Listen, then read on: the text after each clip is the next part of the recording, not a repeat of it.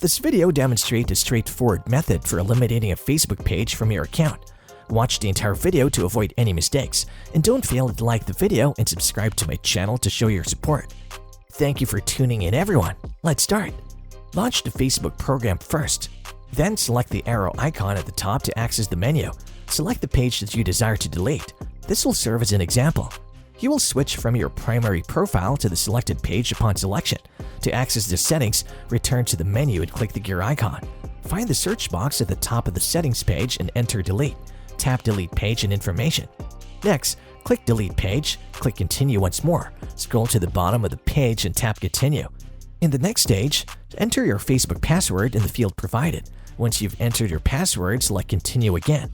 You will see a message informing you that the selected page will be deleted, after which you'll be returned to your main profile.